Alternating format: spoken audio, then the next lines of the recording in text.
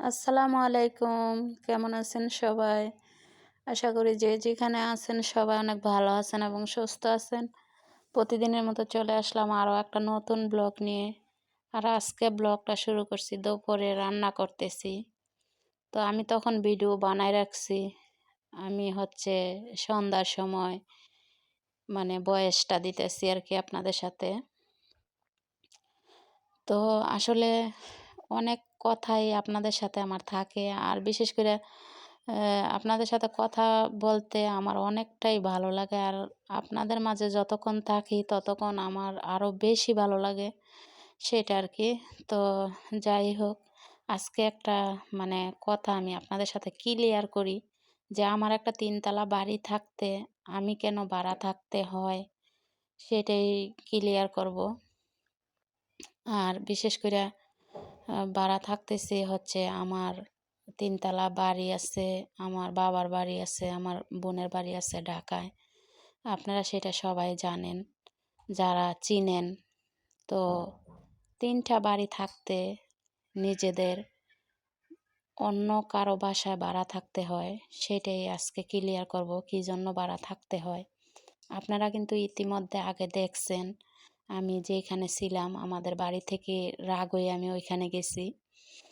তো যাই হোক, আমার বাড়ির মধ্যে আর আমার বাবার বাড়ির মধ্যে, বোনের বাড়ির মধ্যে ৩ বাড়ি মিলে আমার এক বোন আছে ওইখানে।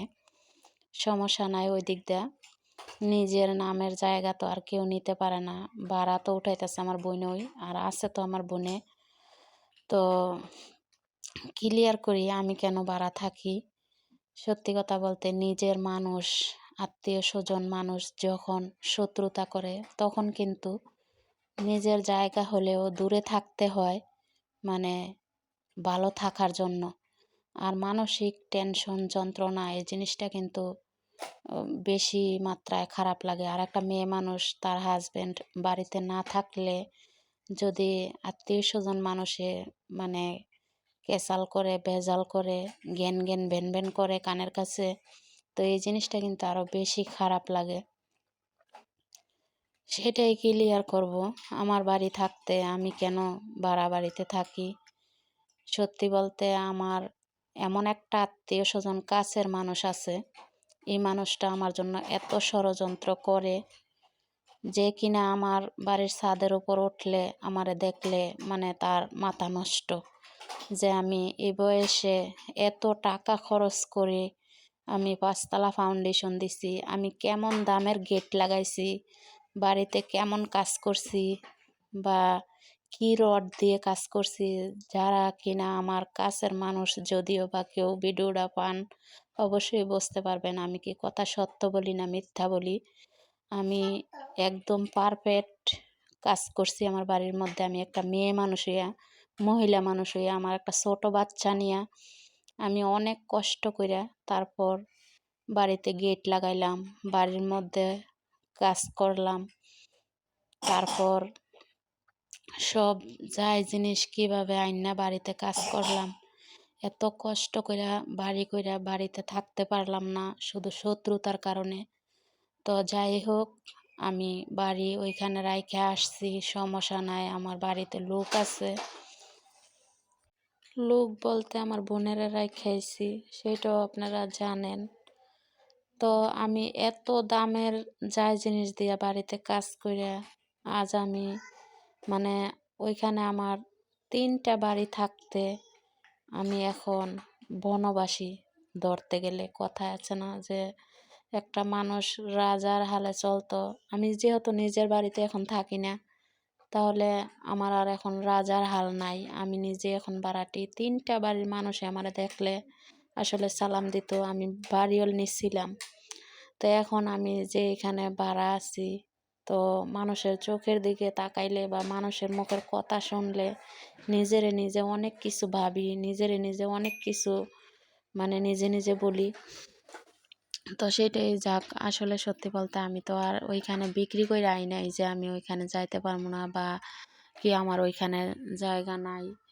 তো ইনশাআল্লাহ আল্লাহ বাঁচাইলে ঢাকায় তো যেরকমই হোক মানে আত্মীয়-স্বজন সবকিছু মিলায়া ৩ টা বাড়ি আছে, নিজেরও একটা আছে। তো আসলে দেখতে, দেখতে আপনাদের সাথে কথা বলতে, বলতে এদিক দিয়ে তরকারিও রান্না হইল। তো আমি এত মানে কষ্ট কইরা বাড়ি করলাম। তো যে কিনা আমার জন্য এত শত্রুতা করে, তার বয়সে আমি অনেক ছোট, আর সে আমার বয়সে অনেক বড়। তো বড় মানুষ আমি তারা যদি মান্যগণ্য করি, সম্মান দেই, বা কাছের মানুষ, আত্মীয় মানুষ, এত সম্মান দেওয়ার পরও যদি সে আমার সাথে এরকম করে, মানে আমার পিছে লেগেই থাকে, তাহলে তো আসলে বিষয়টা খুবই খারাপ দেখায়। আমার বাড়ির ছাদ, আমি যদি ছাদে না উঠতে পারি, আমারে দেখলে মানে গালাগালি করে, মুখ খারাপ করে। তো এই বিষয়টা আমার কাছে খুবই খারাপ লাগে। আর আমার একটা মেয়ে, আপনারা জানেন, আমার আসলে খুবই আদরের একটাই মেয়ে আমার। তো আমার ছেলে ছোট, দেখেন আমার সাথে। আর আমার মেয়েও যদি ছাদে উঠতো, মেয়ে তো ছাদে ওঠার সময় পাইতোই না।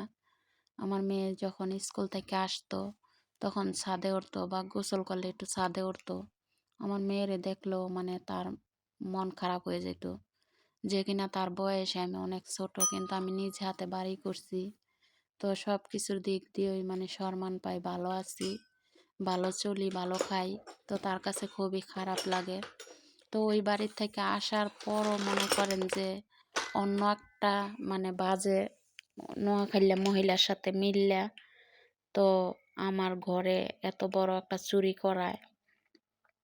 তো আসলে সত্যি বলতে আমি অনেক মানে চেষ্টা করতাছি, যারে দিয়ে এই কাজটা করাইছে, মানে ওইখানে আমার ফোন আছে, আমি ফোনে কথাবার্তা বলি, যে কিনা আমি চেষ্টায় আছি যে কারে দিয়ে কে কিভাবে আমার ঘরে চুরি করাইছে।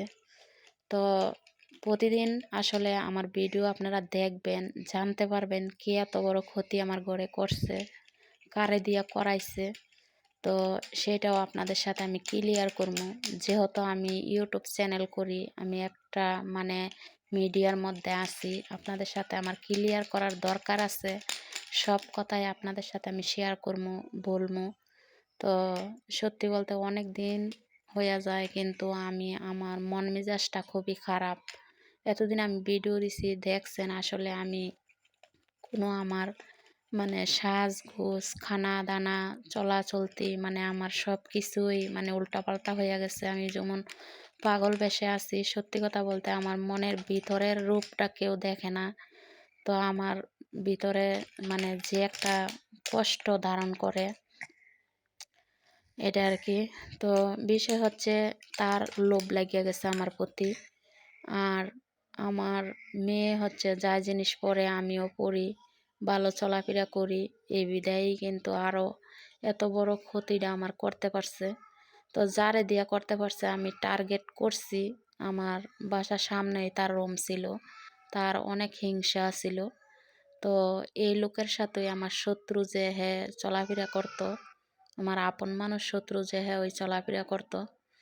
তো মানে এই বাসার সামনে আসতো বা লোক পাঠাইতো, তো তাদের সাথে কথা হইতো। তো বুঝতে পারছে যে আমার বাড়ি হচ্ছে গাউসিয়া, আর আমি এইখানে রুম নিছি। তো এইভাবে আসা যাওয়া করতে করতে তার সাথে পরিচয় হয়। তো এই লোকটারে দিয়েই আমার মনের যতটুকু সম্ভব এই লোকটারে দিয়ে কাজটা করাইছে। তো যাই হোক, চোর চোরই থাকে। আমার কমেন্ট বক্সে অনেক আপুরা ভাইয়ারা আমার অনেক সান্ত্বনা দিছে, অনেক কমেন্ট করছে যে কিনা চোর চোরই থাকে, চোরের বাড়ি কখনো দালান ওঠে না। তো ইনশাল্লাহ আমি ছোট মানুষ, আমার বয়স কম, তারপরও আপনাদের দোয়ায়, ভালোবাসায়, বাবা মার দোয়ায়, আল্লাহর রহমতে আমি নিজ হাতে বাড়ি করছি। তারপরে আমার ইচ্ছা যেভাবে ছিল আমি সেইভাবেই করছি বাড়িটা। ফাইলিং করার আমার ইচ্ছা ছিল, আমি ফাইলিং করে আমার বাড়ি আমি করছি। আর নিচের গেট তো জানেন আপনারা, অনেক বড় পাশ করে দিতে হয়। তো আমি নিচের গেটে মানে আমি কেসি গেট দেওয়ার ইচ্ছা ছিল, এটাও আমি করছি। তো আমার নিজের নামে আমি বাড়িটা করি। তো তার অনেক হিংসা হয়ে যায়, তখনই সে চুরি করতো। কিন্তু আমি তো ঘরে কখনো আমি টাকা পয়সা রাখি নাই, বা আমি স্বর্ণগয়নাও ঘরে রাখি নাই। তো রাখছিলাম আমার বড় বোনের কাছে। তো যাই হোক, ওইখান থেকে আমি সব কিছু নিয়ে আসি আর টাকা পয়সাও আইনা কাজে লাগাইলাই। তো লাস্টে হচ্ছে টাকা ছিল, তো ৩ লাখ ৪ লাখের মতো টাকা ছিল, ৪ লাখের তে ১০,০০০ টাকা কম। তো আর হচ্ছে আর হচ্ছে এই জিনিস ছিল, অনেক পদের জিনিস ছিল, কানের ঝুমকা, রকেট, চেন, আংটি ৯টা, তারপর নাকের ফুল ৪টে। তো অনেক কিছুই ছিল। সব কিছু মিলে মনে করেন যে আমার এরকম একটা কষ্ট দিচ্ছে। তা আসলে মানুষের মনে মানুষ কষ্ট দিয়ে কিন্তু কখনো বড় হয় না। তো আমার মনে কষ্ট নিয়ে আমি তার মুখ যে জায়গায় না দেখি আমি এই জায়গায় আইসা পড়ছি। তো সে কখনো আমারে আর দেখতে পারবো না, আর আমিও তারে কখনো দেখতে পারবো না। কিন্তু সে যে মানুষটা আমার সাথে এত আহাজি হিংসা করে, এই মানুষটা হচ্ছে ভাড়া থাকে। মানে আমার বাসার সামনে ওই রুমটা নিছে। সে ভাড়া থাকে, দূরেও থাকতে পারতো। সে আমার সামনে এসে রুম নিছে, কারণ যাতে আমারে দেখলে সে জ্বালা যন্ত্রণা করতে পারে, গালাগালি করতে পারে। তো এটা হচ্ছে বিষয়। আর না হয় হ্যাঁ ভাড়া থাকে, এত দূরে যেয়েও থাকতে পারতো। তো আমার নিজের বাড়িঘর রাইখা আমি তার চেহারা যাতে না দেখি আমি দূরে এসে পড়ছি। তো কতদিন আর ভাড়া রুমও ওইখানে থাকবো? যেদিন হ্যাঁ ওইখান থেকে রুম ছাড়বো, শুনমু ১ বছর হোক, ২ বছর হোক, ১২ বছর হোক, তারপর আমি ওইখানে যামু। কিন্তু তার আগে তার মুখ দেখার জন্য আমি ওইখানে আর যামু না। আমি টাকা পয়সা খরচ করে বাড়ি করছি থাকার জন্য। আমি ওইখানে কোনো ভাড়া ছিলাম না যে আমি ওইখান থেকে আইসা পড়মু বা একবারে কোনো জায়গায় যামুগা। তো তার মুখ যে জায়গায় না দেখে এই জায়গায় আমি আসছি। আমার নিজের বাড়ি আমি রাইখা আমার বোন দেখাশোনা করে। কিন্তু মনটার মধ্যে একটাই কষ্ট কাজ করে যে এত কষ্ট কইরা বাড়ি করলাম, এত কিছু দিয়া মনের মতো কইরা। আজকে আমি তার ষড়যন্ত্রর কারণে আমি দূরে থাকতে হয়। ওইখানে আমি থাকতে পারলাম না। সে এমনভাবে জ্বালায় দেখেন, মানুষ কথায় আছে না যে হাজবেন্ড যদি বিয়েও করে ওই সতীনে জ্বালাইলেও ওই জ্বালা সহ্য করা যায়। কিন্তু হ্যাঁ আমার এমন একটা আত্মীয় মানুষ, তার যন্ত্রণাটা আমি সহ্য করতে পারি নাই। এই কারণে আমি দূরে আসছি। তো আসলে আপনারা জানেন সবাই যে আমি, যারা আমারে চিনেন তারা জানেন সবাই যে ওইখানে আমার বাড়ি আছে। আর আমি কোনো ওইখানে ভাড়া ছিলাম না। তো ওই লোভে ওই হ্যাঁ হিংসায় সহ্য করতে পারছে না। তো যাই হোক সব কিছু মিলাইয়া মনের মধ্যে কষ্ট নিয়ে আমি এত দূর আইছি। তো আমি থাকি আসলে যখন আমার মনে হয় যে আমার ঘরে চুরি হয়েছিল বা এভাবে আমার যায় জিনিস সব কিছু নিয়ে গেছে, তখন রাত্রে বেলা ঘুম ধরে না। আর দিনের বেলা মনে হইলে পাগলের মতো মানে থাকি, সেটা আর কি। তো হ্যাঁ আমার লেগে যেমন করছে, আজকে আমি আপনাদের মাঝে সত্যি কথা ক্লিয়ার করলাম যে আপন মানুষে ষড়যন্ত্র করলে থাকা যায় না, দূরে থাকতে হয়। আর হ্যাঁ এমনই একটা বেহায়া নির্লজ্জ মানুষ সে আমাদেরকে দেখলে গালাগালি করতো, আমাদেরকে দেখলে তার অনেক হিংসা হইতো। বাজারে যাইলেও দেখলে মন্দ কথা বলতো। আর মানে একটা গ্যাসের লাইন লইতে গেলে লোক লাগাইয়া দেয়, ২০,০০০-এর জায়গায় ৪০,০০০ লাগাই দেয়। একটা কারেন্টের লাইন লইতে গেলে মিটার নামাইছি, ওইখানেও মানে হ্যাঁ এইভাবে আইব না সেইভাবে আইব। তো শহরের বাড়ি বোঝেনই তো, খালি একটার পর একটা ভেজাল লাগাইয়া দিত।